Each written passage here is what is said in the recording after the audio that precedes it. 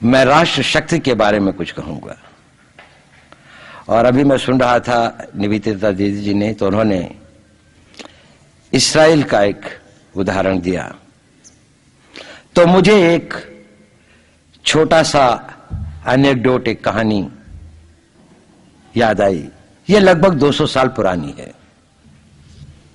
Saint Petersburg में, रूस के अंदर, बिल्कुल वो यूरोप के बॉर्डरिंग एरिया है जहां पर लगभग यूरोप का प्रभाव बहुत अधिक है, पर वैसे रूस का भाग हुआ करता था। रूस का वो वेस्टर्न मोस्ट पार्ट है। वहां पर एक रबी रहता था, बूढ़ा सा, ज्यूस का एक धर्मोपदेशक। तो वहां के बिशप ने अपनी एक मेमोइर्स में ये बात लिखी है कि एक बार मैं उस रबी के पास गया और मैंने उससे कहा कि इतने सैकड़ों सालों से आप लोग लड़ रहे हो, क्या लगता है आपको, क्या विजय मिलेगी? उसने कहा हां, विजय तो जरूर मिलेगी। उसने कहा कहां है विजय? आप लोग सभी जगह तो पिट रहे हो, हार रहे हो, मारे जा रहे हो। तो उसने कहा अभी तो लड़ाई जारी है, खत्म तो नहीं हुई। तो उसने कहा ये खत्म कब होगी? उसने कहा ये लड़ाई तो तभी खत्म होगी जब हम जीतेंगे। इसे कहते हैं मनोबल। The war is on till we are victorious. जब तक हम नहीं जीतेंगे तब तक लड़ाई समाप्त नहीं होगी। उसने और भी सवाल पूछा। उसने पूछा तो आपके पास विजय पाने के लिए क्या है? न सेना है, न राज्य है, न साधन है, और इतनी छोटी सी जनसंख्या है, वो भी दुनिया भर में बिखरी पड़ी है। उसने कहा हमारे पास हमारा मनोबल है, हमारे पास वो इच्छा शक्ति है, वो दृढ़ संकल्प है, और जब तक हमारे पास वो है हमारी लड़ाई जारी रहेगी। तो क्या आपकी सबसे बड़ी चुनौती क्या है? इस पर आकर वो रबी रुक गया।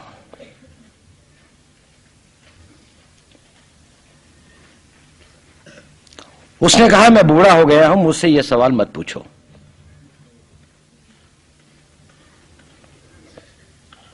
तो उस आर्क बिशप ने इंसिस्ट किया कि बताओ तुम्हारे सामने सबसे बड़ी चुनौती क्या है?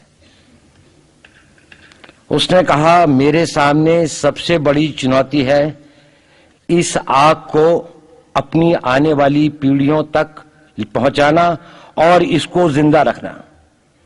क्या मैं इस काम को कर पाऊंगा? क्या हमारी पीढ़ी इस काम को कर पाएगी? सबसे बड़ी चुनौती यह है।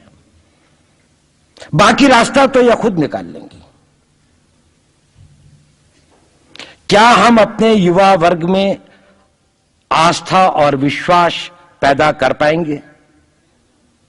शब्दों की आस्था, शब्दों का विश्वास नहीं, आत्मा की आस्था, हृदय का विश्वास। यह पर्यायवाची शब्द नहीं है। आस्था, जो उस टाइम शब्दों का प्रयोग किया था, आस्था फेथ है जिसमें रीजन नहीं है, उसमें तर्क नहीं है। विश्वास कॉन्फिडेंस है जिसमें तर्क है। विश्वास टेंजिबल्स में होता है, आस्था एब्स्ट्रैक्ट में होती है। यानी आस्था उन चीजों में होती है जिसको आप देख नहीं सकते, जिसको आप छू नहीं सकते, लेकिन महसूस कर सकते हैं आत्मा की गहराइयों से। विश्वास उन चीजों का होता है जिनको आप देख सकते हैं, जिनको आप नाप सकते हैं। विश्वास होता है आपके नेतृत्व में, विश्वास होता है संगठन में, आस्था होती है अपने विश्वासों में, आस्था होती है अपने धर्म में, आस्था होती है उन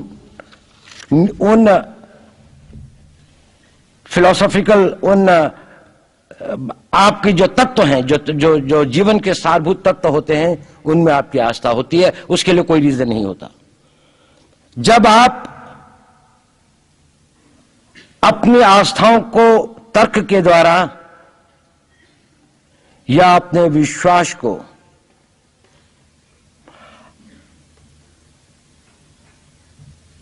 फिलोसोफाइज करने लगते हैं, तो एक तरह की कॉन्फ्लिक्ट सिचुएशन पैदा होती है जिसमें आप कर्म नहीं कर पाते। आस्था के बारे में कभी तर्क मत करें। वो एक given fact, given reality of life है। अगर ये फेथ नहीं है तो समय बर्बाद करने से कोई फायदा नहीं, और अगर ये फेथ है तो फिर रीजनिंग एंड तर्क और मस्तिष्क को लगाएं कि उस फेथ को आप किस प्रकार से कार्यान्वित कर सकते हैं। तो प्रश्न है राष्ट्र को बनाने का, और रवि ने जो कहा उससे एक बात आगे चलकर उस आग में शब्द लिखा कि जिंदगी की लड़ाई में, आस्था की लड़ाई में, विश्वास की लड़ाई में सबसे बड़ी लड़ाई और सबसे पहली लड़ाई बड़ी मुश्किल होती है। अगर आप वो पहली लड़ाई जीत गए तो आपका मनोबल कभी नहीं टूटेगा। चाहे कितनी ही विपदाएं आए, कितनी ही मुसीबतें आए, कितनी ही कठिनाइयां आए,